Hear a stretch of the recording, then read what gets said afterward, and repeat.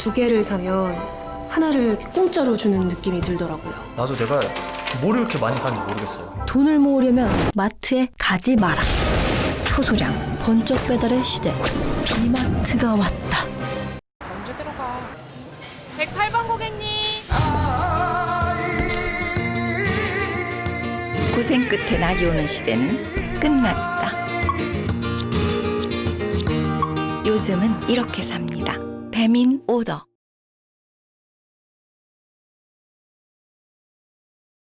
안녕하세요. 저는 오픈 API 스페시피케이션으로 타입 세이프하게 API 개발하기라는 주제로 발표를 맡게 된 최태건이라고 합니다. 네, 부제로 희망편 vs 절망편이 있는데요. 일단 되게 많은 분들 앞에서 발표를 하는 게 처음이긴 한데요. 근데 많은 분들이 보이지 않는 건 더 처음인 것 같네요. 네. 일단 저 발표자 소개를 하면 저는 메쉬코리아라는 회사에서 불응 서비스를 개발하고 있고요.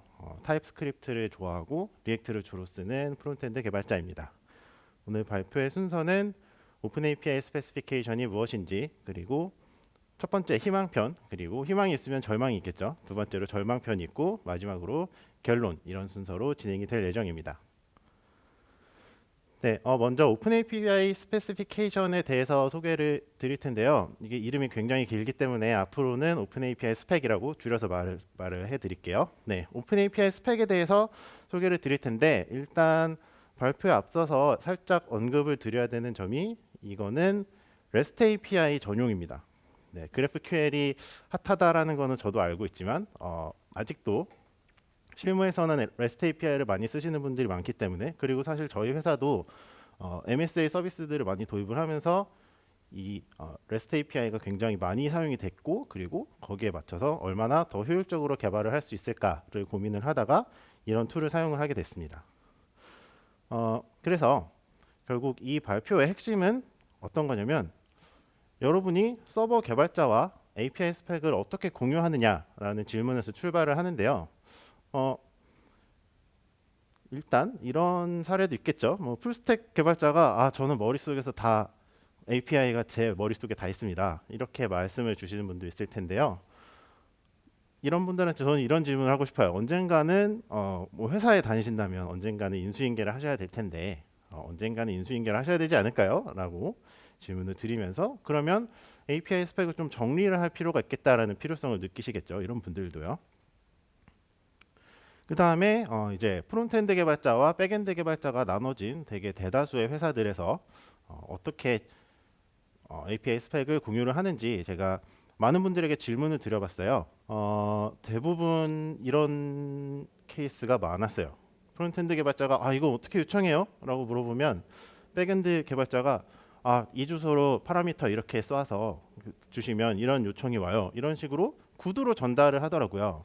저희도 초창기에는 이렇게 많이 했던 것 같아요. 그래서 저희가 이 오픈 API 스펙을 도입하기 전에 예전 프로젝트에서 어떻게 API를 전달했지라고 이제 그때 백엔드 개발자한테 물어보니까 좀 기억이 안 난다, 그때 아마 구두로 했던 것 같다, 이런 식으로 말씀을 주시더라고요. 그래서 제가 어떻게 이렇게 했지라는 생각이 들면서 그러면 그때 한 몇 년 전에 API인데 그럼 이 API 호출했을 때 어떻게 하지? 라는 그런 의문이 들죠. 그러면 이제 코드를 살펴봐야 되는데, 결국에 코드가 스펙이 되는 부작용이 생기게 됩니다.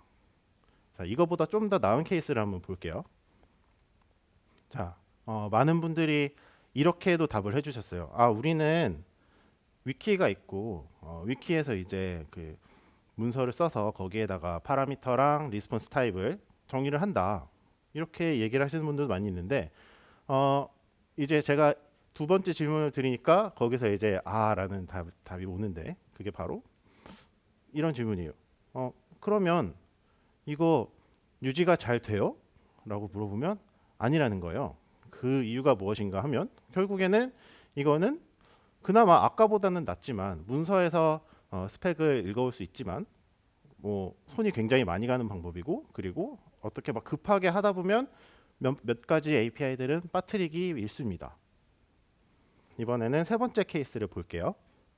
세 번째 케이스는 아까보다는 조금 더 개발자스러운 방법이에요. 네, 제이슨 형태의 포스트맨 컬렉션을 공유를 한다라는 답변이 왔어요. 네, 굉장히 실용적인 방법이고, 그리고 서버 개발자 입장에서는 API 개발을 하는 사람들은 대부분 자신이 개발한 API가 정상적으로 결과를 불러오는지를 다 CURL로 요청을 하지 않아요. 이분들은 포스트맨 같은 데에다가 컬렉션을 놓고 거기서 이제 요청을 해보고 응답이 잘 오는지 이런 거를 개발할 때 많이 사용합니다. 그래서 굉장히 실용적인 방법인데, 자, 그러면 이게 최선일까라는 질문을 제가 할 수밖에 없어요. 왜냐하면 제가 드리고 싶은 진짜 질문은 바로 여러분이 API 함수의 타입을 어떻게 정의하시는지에 있기 때문이에요. 네. 타입스크립트를 예시로 들었고요. 왜냐하면 보통 API 함수에서 타입을 정의한다라고 프론트엔드에서 그렇게 정의를 한다고 하면 대부분 타입스크립트 개발자이실 가능성이 높기 때문에 타입스크립트를 예로 들게요. 보시면 API 함수를 타입을 어떻게 정의해요라고 물었더니 뭐 이런 식으로 뭐 API 클래스를 만들고 거기에 메소드를 만들어 가지고 뭐를 리턴하는지 이런 거를 전부 다 타입을 하나하나 다 손으로 정의를 하신다는 거예요. 네, 이게 API가 하나일 때는 문제가 없죠. 그런데 API가 점점 늘어나고 굉장히 많은 서버들과 통신을 하고, 뭐 저희 같은 경우는 이제 그 서버도 굉장히 많고 그리고 API도 굉장히 많은데 함수도 몇백 개 되는 것 같거든요. 그런데 그런 것들마다 이런 것을 하나하나 다 정의를 한다면 개발자가 가장 싫어하는 단순 반복을 해야만 합니다. 그러면 이제 이 과정에서 이런 피드백이 올 수 있죠. 타입스크립트는 귀찮고 짜증난다. 안 쓰는 게 나을 것 같다. 이거 하나하나 누가 다 하냐. 타입스크립트는 실용적이지 않다. 이런 식으로 비판이 올 수 있어요. 그래서 이런 분들에게 그렇다면 API 스펙을 파일로 공유를 받고 단순히 스크립트를 돌리면 API 인터페이스 함수를 담고 있는 클래스와 리턴 타입 객체 인터페이스가 자동으로 만들어진다면 그러면 타입스크립트로 API 개발하기 굉장히 쉽지 않을까요? 라고 물어볼 수 있죠. 이런 거죠. 이런 파일을 자동으로 생성을 해서 이렇게 패키지 안에 넣어서 만들 수 있다면 굉장히 편하겠죠. 이런 것을 해줄 수 있는 것이 바로 오픈 API 스펙입니다. 그리고 이런 것들을 해주는 것이 오픈 API 제너레이터라는 라이브러리가 있어요.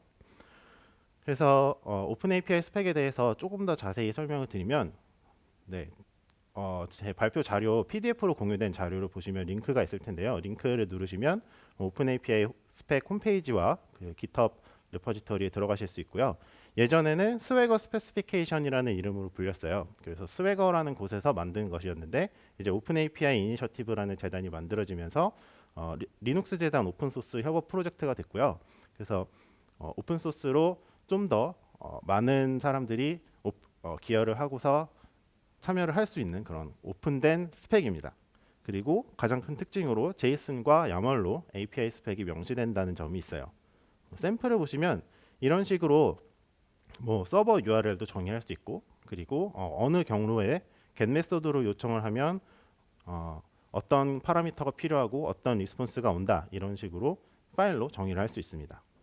그러면 대충 오픈 API 스펙이 어떤 것인지 알았으니 이 스펙이 제시하는 장밋빛 청사진 희망편을 한번 보겠습니다. 세 가지로 정리를 해드릴 텐데요. 첫 번째는 개발자에게 매력적인 기능을 제공한다는 점, 두 번째는 기계가 이해할 수 있다는 점, 그리고 세 번째는 프론트엔드 개발자에게 개발 편의를 준다는 점, 이 세 가지로 요약을 해서 소개를 드릴게요. 첫 번째로 개발자에게 매력적인 기능이 어떤 것이 있는지 보겠습니다.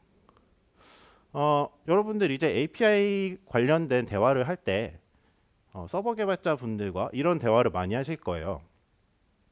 어디로 요청을 해야 되나요? get인가요? post인가요? 어떤 데이터를 담아서 드려야 되나요? 어떤 값이 리턴 되나요? 그리고 샘플 데이터 없나요? 사실 앞에 있는 것들도 앞에 있는 거지만 샘플 데이터 때문에 아직 개발이 안 돼서 데이터가 안 올 거예요. 뭐 이런 식으로 막 되게 저희는 이거 어떻게 생겼는지 모르면 개발하기 좀 어려울 것 같은데요. 이런 식으로 막 되게 일종의 다툼이 일어나는 그런 케이스도 많이 봤는데요. 이런 대화를 API 명세가 이렇게 제공을 합니다.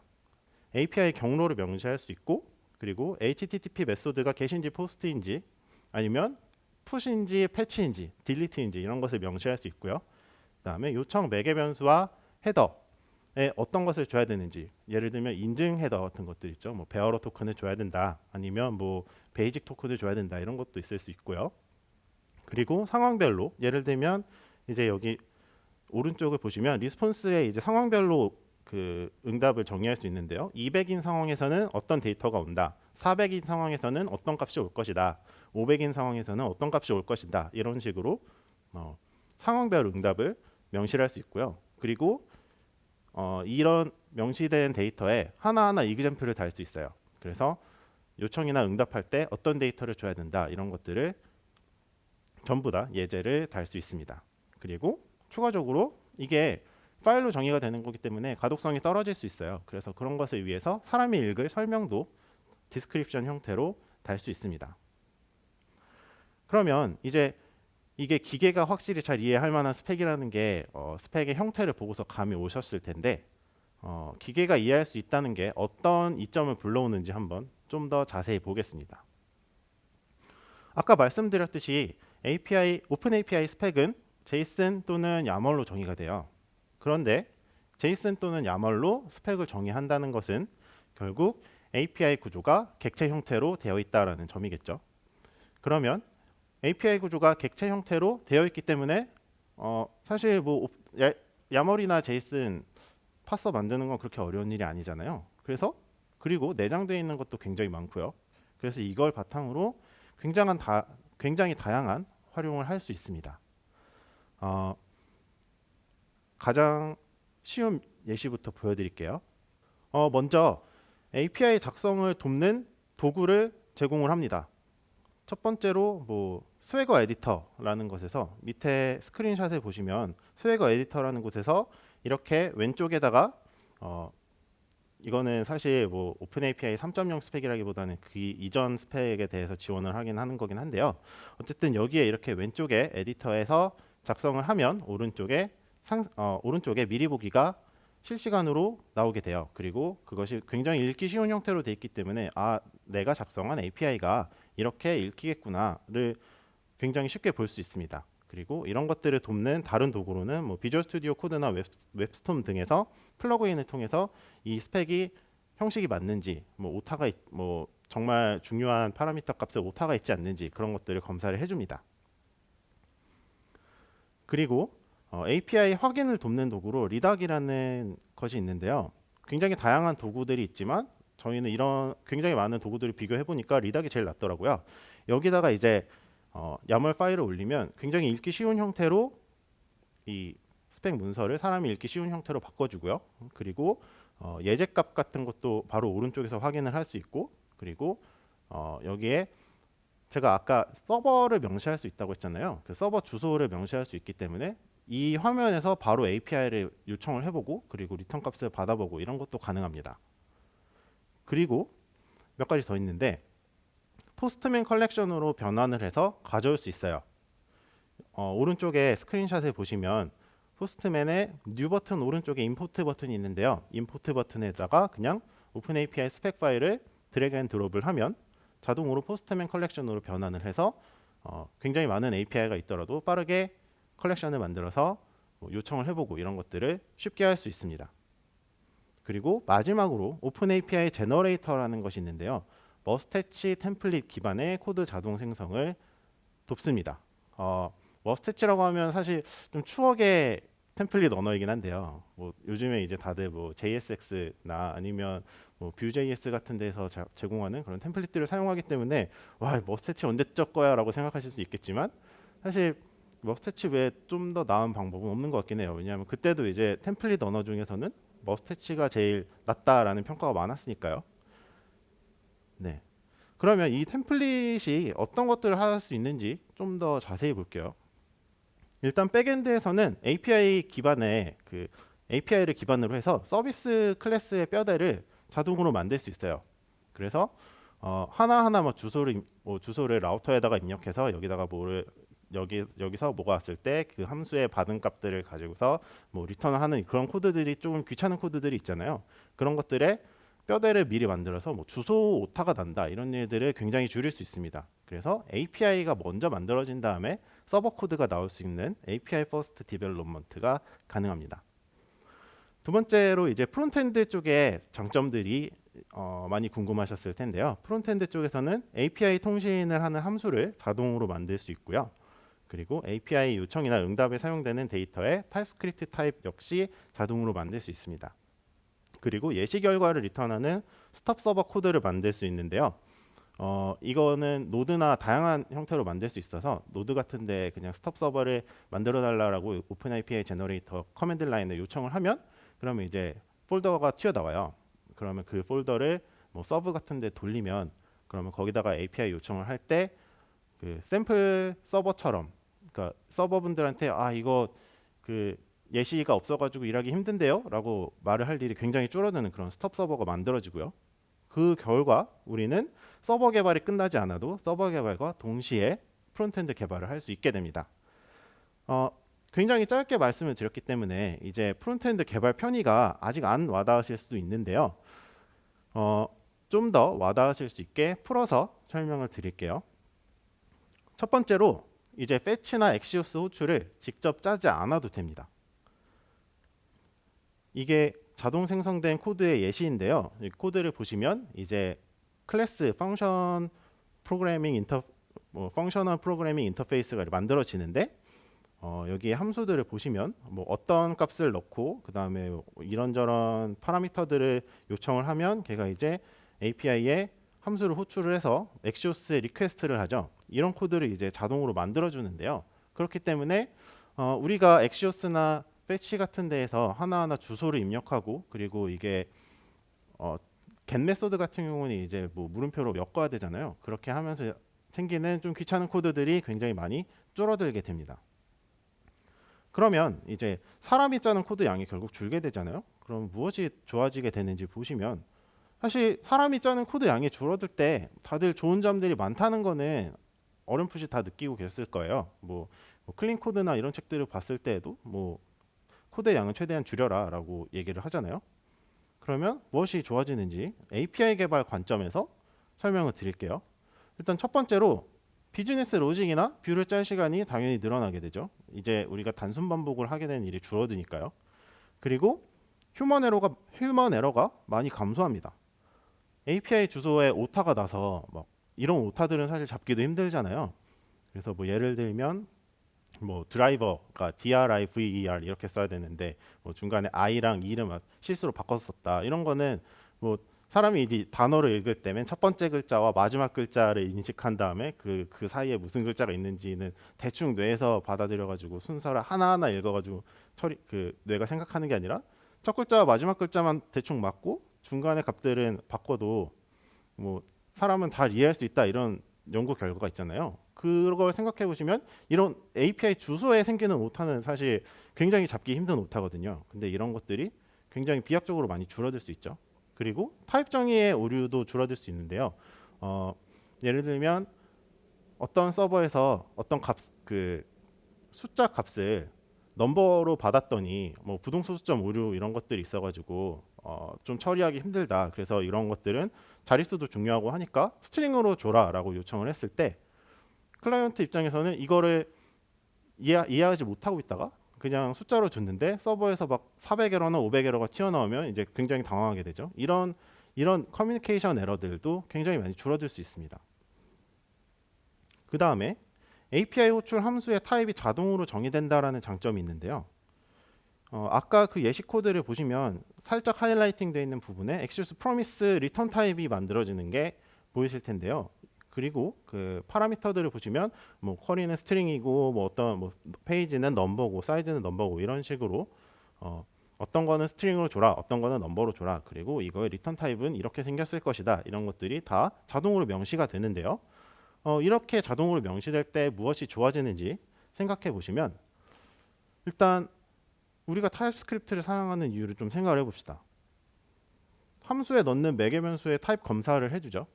그래서 타입 세이프티라고 불리는 우리가 뭐 문자를 넣어야 되는데 숫자를 넣어서 뭐 문제가 생겼다 이런 것들을 자동으로 체크를 해주는 그런 것들이 타입스크립트가 개발자에게 주는 편의 중에 하나죠. 그리고 객체 안에 프로퍼티의 목록을 확인할 수 있고 그를 기반으로 자동 완성을 할 수도 있어요. 그냥 자바스크립트 객체면 이게 추론을 하기도 굉장히 어렵고, 그리고 기존에 있었던 코드 기반으로 검색을 해야 되잖아요. 그래서 새로 개발을 할 때에는 여기에 뭐가 들어있지 이런 것들 모르기 때문에 뭐 프로퍼티 네임에서 오타가 생기고 이런 일들이 굉장히 많은데, 타입스크립트에서는 객체의 타입이 정해져 있으면 자동 완성을 해주기 때문에, 그리고 심지어 오타가 나면 빨간 밑줄도 그어주죠.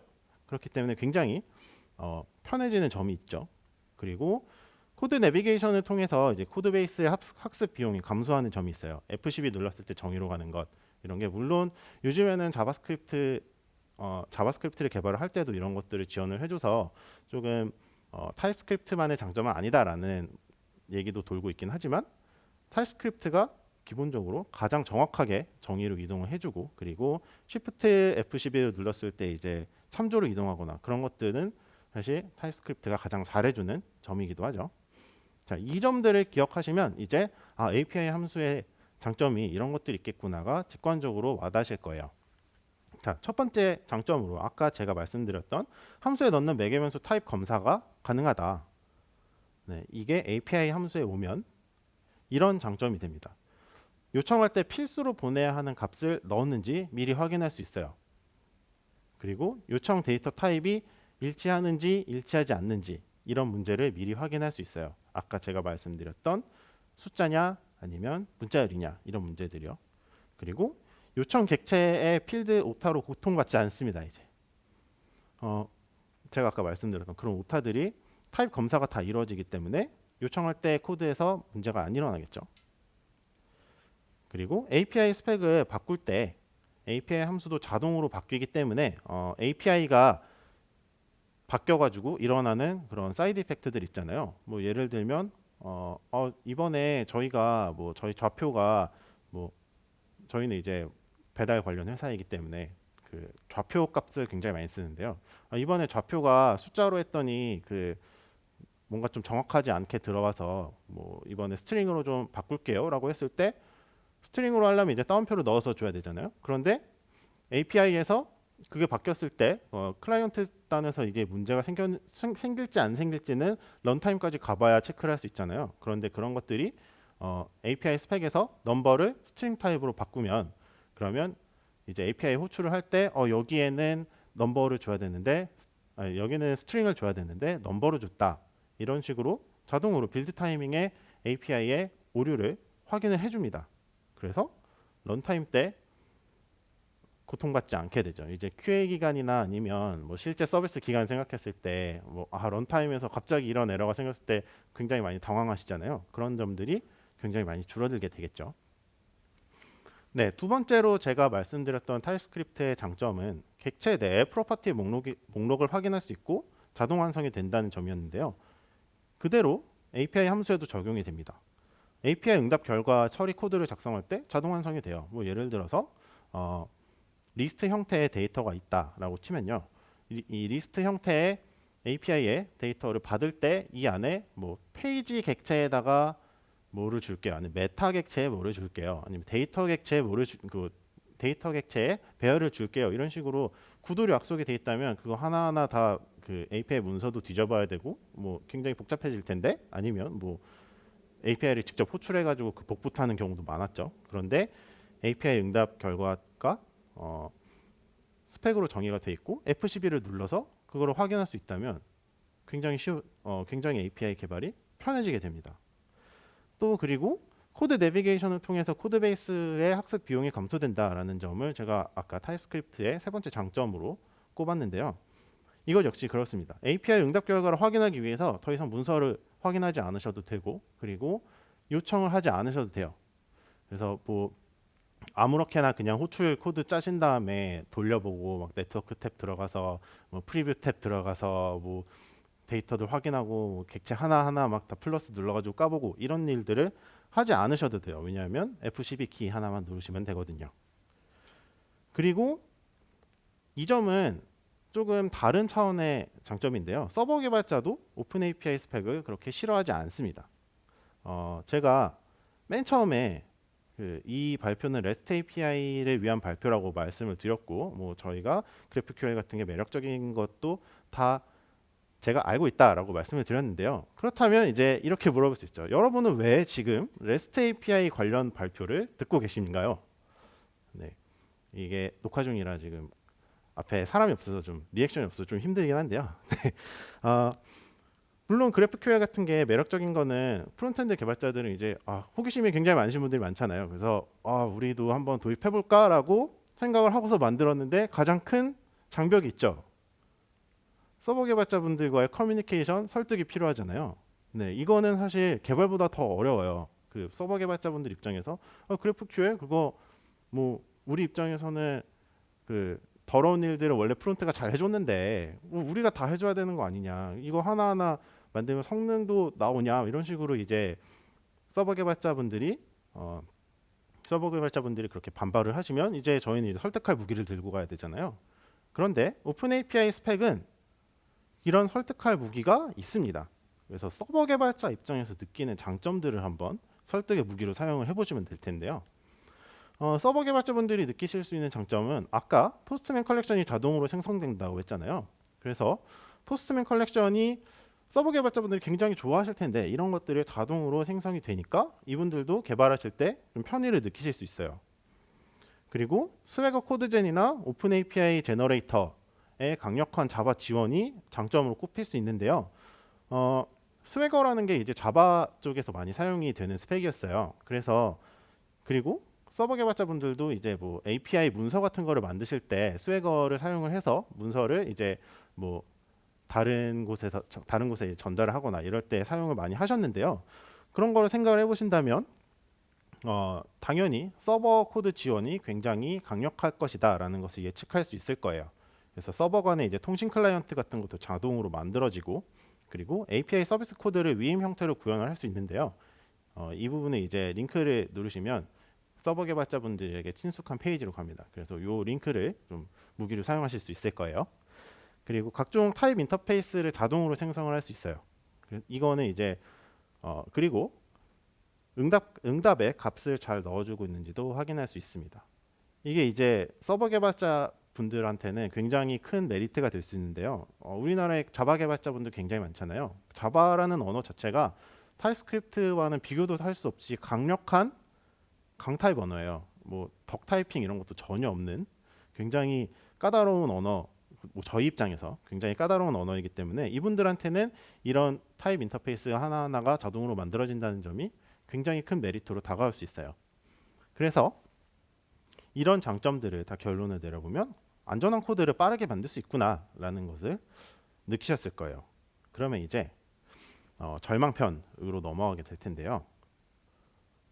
사실 절망이라고 할 것까지는 아니고 좀 실전편에 가깝습니다. 실전에서 이제 생기는 문제점들, 그래서 조금 어려울 만한 점들, 그런 점들을 좀 공유를 해드릴 텐데요.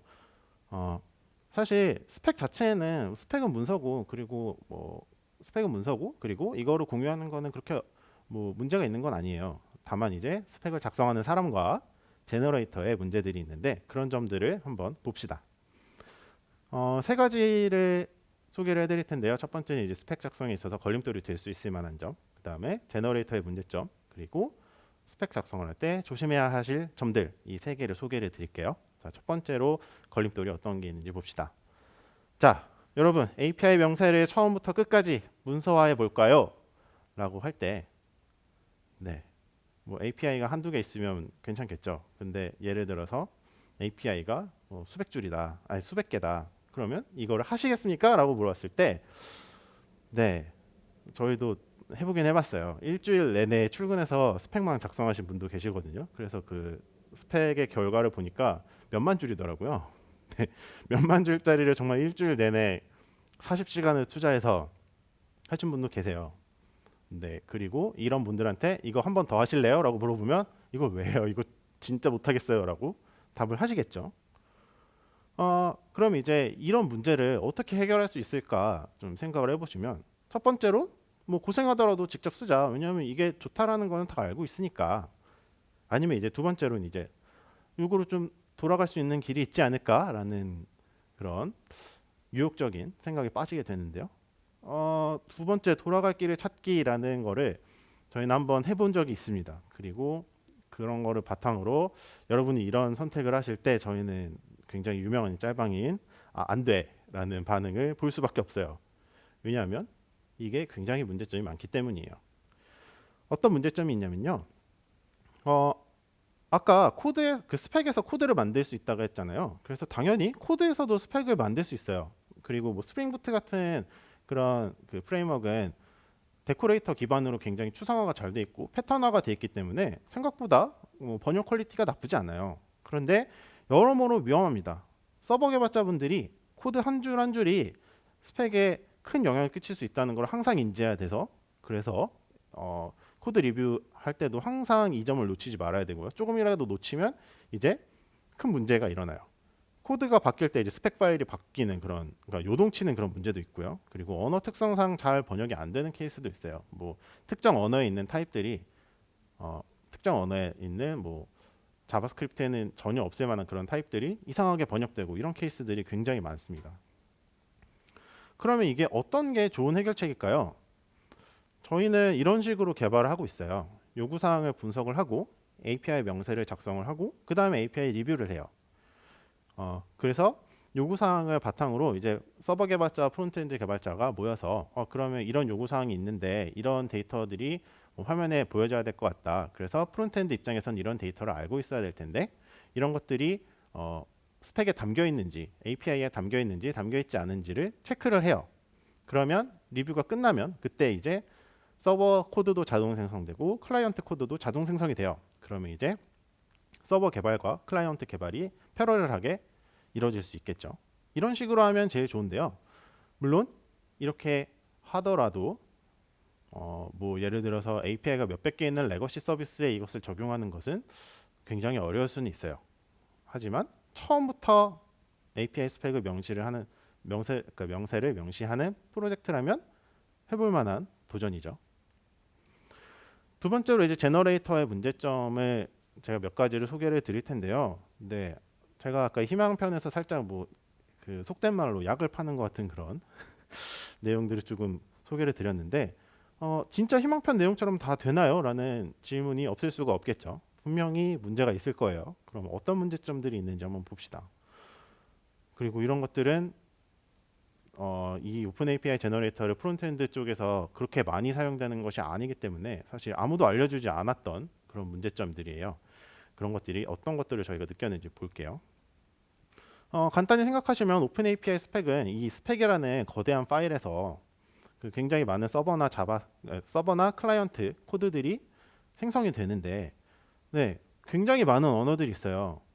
그런데 이게 다 지원이 될까라는 이제 질문이 있을 수 있겠죠. 굉장히 쉽지 않을 거예요. 그리고 언어별로도 분명히 다른 게 있을 수 있습니다. 뭐 이넘이라든가 날짜 같은 것들, 뭐 자바에서는 이제 날짜를 처리하는 라이브러리도 굉장히 많고, 그리고 자바스크립트에서는 날짜 플러스 시간을 따로 구분을 두지 않죠. 뭐 이렇게 언어별로 조금씩 다른 것들이 있기 때문에 생기는 문제점들이 분명히 있을 거예요. 그러면 오픈 API 제너레이터가 이렇게 많은 템플릿들을 어떻게 관리하는지 보시면요. 템플릿별로 관리자가 따로 있어요. 그리고 같은 언어의 템플릿이 굉장히 많은 경우도 있어요. 그럼 타입스크립트는 어떨까요? 네, 보시면 타입스크립트의 템플릿만 거의 10개가 넘어갑니다. 그러면 이제 이 중에서 무엇을 제일 많이 쓰느냐라는 질문이 있을 텐데 저희는 이제 뭐 굉장히 많은 것들을 시도를 해봤는데 주변에 이제 이 오픈 API 스펙을 많이 써본 사람한테 물어보니까 타입스크립트 엑시오스를 많이 쓴다는 거예요. 저희는 이제 엑시오스를 많이 쓴다는 걸 모르고 패치를 썼다가, 왜냐하면 뭐 패치가 굉장히 그때는 힙하고 새로 나와가지고 그러면 힙하니까 좋겠지라는 그런 무책임한 생각으로 선택을 했었는데요. 네, 이런 노하우는 정말 아무도 알려주지 않았고 저희는 뒤통수를 맞은 느낌으로 힘들게 엑시오스를 2주를 한 그런 경험이 있는데, 보시면 이렇게 많은 것들이 관리가 잘 될까요? 네, 타입스크립트 엑시오스는 이거는 이제 뭐 패치 클라이언트 템플릿에 몇몇 문제들이 있고, 그리고 노드 패치에 문제가 몇 개 있기 때문에 우리는 리액트 네이티브도 만든다. 그래서 이제 노드가 필요하다. 이런 분들한테는 이제 엑시오스가 노드 패치보다는 좀 더 매력적일 수 있어요. 그래서 엑시오스 쪽의 유저가 조금 더 많은 편이에요. 그리고 사용된 시기도 굉장히 길어요. 이게 스웨거 코드젠 시절부터 계속 유지 보수가 되고 있었기 때문에 이제 뭐 2.0 스펙부터 지금 버전이 3.0인데요. 3.0 스펙까지 굉장히 다양하게 지원을 하고 있고 사용된 시기가 굉장히 길기 때문에 그나마 이제 좀 어느 정도 안정적이고 관리는 잘 되고 그리고 현업에서 느끼는 많은 문제점들이 뭐 돌아갈 수 있는 방법 이런 것들도 어느 정도 알려져는 있어요. 하지만 뭐 큰 문제를 쉽게 고치지 못하는 경향이 있어요. 뭐 오른쪽에 보시면 이제 어마어마한 undefined들을 보실 수 있는데 뭐 get 메소드에 요청을 보낼 때 함수 파라미터로 보내기 때문에 이렇게 함수 파라미터가 엄청 많아질 때에는 헷갈릴 수 있는 점 뭐 이런 것들이 이제 좀 문제점들로 지적이 되고 있는데 이런 게 쉽게 고쳐지지는 못하고 있습니다. 그러면 여담으로 이제 타입스크립트 패치는 뭐가 문제냐라고 하면 정반대예요. 큰 문제를 너무 잘 고쳐요. 그래서 그 스웨거 시절에 있었던 문제들을 오픈 API 3.0으로 옮겨오면서 다 바꾼 거예요. 그래서 너무 많이 바꾸다 보니까 그것을 사용하고 있는 저희 프로젝트 중에 하나가 그러면 얘는 3.0으로 못 넘어가겠다 하고서 2.0에서 멈춰 있는 그런 문제도 생기게 됩니다. 그래서 그거보다는 엑시오스가 좀 더 낫지 않나라는 생각을 하고 있어요. 그 다음에 언어별로 분명히 다른 게 있을 텐데라는 그런 그런 의문을 가지신 분들께 그나마 답변을 드릴 수 있는 점은 타임 매핑이라는 게 있어요. 그래서 CLI를 실행을 할 때 뭐 데이트는 스트링으로, 뭐 오브젝트는 any로 바꿔라 이런 식으로 스펙에 있는 타입을 어떤 언어에 해당 언어에 어떤 타입으로 바꿀지를 명시를 할 수 있어요. 하지만 이게 굉장히 필요하다라는 점은 노하우가 많이 공유가 안 됐기 때문에 저희도 삽질을 하다가 겨우 발견한 방법이기도 해요. 네. 그리고 여담으로 제너레이터도 버그들이 좀 있어서요. 그래서 지금 4.0 때 제너레이터가 베타 RC 뭐 이런 이 단계로 알고 있는데 과연 거기서는 많이 고쳐졌을지라는 그런 의문을 좀 품고 있습니다. 그 다음에 세 번째로 이제 스펙 작성을 할 때 조심해야 될 것이 어떤 것이 있는지 볼 텐데요. 아까 슬라이드로 잠깐 돌아가 봅시다. 그러면 이제 이 코드에서 스펙을 만들지 말라라는 그런 슬라이드가 있었는데 보시면 이제 서버 개발자가 코드 한 줄 한 줄이 자동 생성된 스펙에 큰 영향을 끼칠 수 있다는 것을 인지해야 한다라는 말이 있었죠. 네. 이게 이제 코드에서 스펙을 만들 때 문제점인데요. 요거를 뒤집어서 그럼 스펙에서 코드를 만들 때는 어떤가요? 라고 생각을 해보시면 똑같죠? 네. 스펙 한 줄 한 줄이 자동 생성된 코드에 큰 영향을 끼칠 수 있어요. 설상가상으로 오픈 API 스펙에 익숙한 사람이 우리나라엔 굉장히 적은 편이에요. 그러면 이런 문제점들이 결합이 된다면 타입 세이프하지 않은 API 클라이언트가 나올 수도 있습니다. 네, 저희가 실제로 사용하고 있는 코드인데요. 보시면 이렇게 느낌표 점으로 타입을 강제 매핑한 그러니까 undefined가 아니다라고 이제 강제로 선언한 그런 코드들이 보이시잖아요. 이런 것들이 코드상으로 굉장히 많이 일어날 수 있거든요. 이런 일이 일어난 이유가 무엇인지 보시면 네, 오른쪽에 스펙을 보시면 드라이버에 레퍼런스가 이렇게 정의가 되어 있는데 보시면 required true가 없어요. 그래서 이게 required가 true이기 때문에 얘는 반드시 있다라는 게 스펙에 명시가 돼야 되는데 이런 사소한 스펙 오류가 클라이언트 코드에는 물음표점과 느낌표점을 남발해야 되는 그런 문제로 돌아올 수 있습니다. 그래서 API 리뷰가 결국 굉장히 중요하게 되는데요. API 스펙을 한 줄 한 줄 정말 생성된 코드까지 세세하게 봐야 돼요. 그래서 이게 required가 잘 됐는지 이런 것들을 다 봐야 되고 그렇지 않으면 나중에 수정해야 될 일이 생기게 됩니다. 그래서 마지막으로 이제 결론을 말씀을 드릴 텐데요. 이러나 저러나 오픈 API 스펙은 사실 REST API의 명세를 공유하는 지금까지 존재하는 방법 중에는 가장 좋은 방법인 것이 저는 틀림이 없다라고 생각하고 있어요. 그리고 아까 희망편에서 언급드렸던 점은 개발자에게 매력적인 기능이 제공된다. 그리고 기계가 이해할 수 있다. 마지막으로 프론트엔드 개발 편의가 타입스크립트와 엮이면서 굉장히 많은 개발 편의가 제공이 된다라는 점들을 말씀을 드렸고 그리고 절망편에서는 이제 스펙 작성에 걸림돌이 있다. 뭐 레거시 서버가 굉장히 클 때에는 굉장히 문제가 생길 수 있다. 그리고 제너레이터에도 어느 정도 막 버그들이 있고 유지 보수가 힘들고 그리고 노하우가 잘 공유가 안 되고 이런 문제점들이 있다. 그리고 마지막으로 스펙 작성할 때 정말 뭐 리ኳ이어드 같은 사소한 것 아니면 널러블 이런 것도 있거든요. 그런 것들이 제대로 명시가 안 되면 굉장히 큰 문제를 일으킬 수 있다라는 점을 소개를 드렸어요. 그래서 이 절망을 희망으로 바꾸려면 제가 소개드렸던 방법으로는 API를 먼저 개발을 하면 어느 정도 생길 수 있는 문제점들을 많이 돌아갈 수 있는 방법들이 생기게 되고요. 그리고 템플릿을 잘 고르고 타임 매핑 같은 이런 팁들이 잘 공유가 되면 제너레이터의 문제점도 어느 정도 커버가 됩니다. 그리고 명세를 많이 작성하면 많이 작성할수록 이런 리ኳ이어드 같은 걸 빼먹었다. 그리고 이런 것들을 좀 더 잘 보게 돼요. 그래서 이런 경험이 좀 필요한 문제들 이런 것들이 있으면 절망편에 나왔던 그런 문제점들은 어느 정도 희망으로 바뀔 수 있다라는 점들을 소개를 드렸는데요. 이제 마지막으로 제가 이 발표를 하게 된 진짜 이유를 말씀드리고 오늘 발표를 마칠까 해요. 이 발표를 하게 된 이유는요. 오픈 API 스펙이 기술은 참 좋아요. 이게 있으면 정말 저희는 이제 오픈 API 스펙 없이 API 개발을 하기가 싫을 정도예요. 그래서 API 스펙이 뭐 공유가 되지 않는 뭐 다른 외부 서비스의 API 같은 것도 저희가 따로 스펙을 만들어 가지고 제너레이터를 만들어서 거기서 그 함수들을 호출을 할 정도거든요. 그런데 유저풀이 굉장히 좁고요. 그리고 경험을 해야만 아는 것들이 많아요. 그리고 이런 것들이 유저풀이 좁기 때문에 검색해도 잘 나오지 않는 케이스도 많습니다. 그래서 제가 진짜 오늘 말씀드리고 싶은 점은 이 좋은 기술의 유저풀을 넓혀서 이건 제 이득이긴 하겠죠. 검색할 때 문제 해결이 좀 잘 됐으면 좋겠다라는 점도 있고 그리고 이런 좋은 기술이 좀 여러분들한테 많이 전파가 돼서 API 개발에 있어서 고통스러운 점들이 다들 많이 줄어들었으면 좋겠다라는 이유로 이 발표를 하게 됐어요. 그래서 마지막 말씀은 다음 제품을 개발을 시작을 할 때에는 꼭 적용해 보셨으면 좋겠다. 절대 후회하시지 않을 거다라는 말씀을 드리면서 오늘 발표를 마치겠습니다. 네, 질문은 댓글이나 메일로 보내주시면 됩니다. 감사합니다.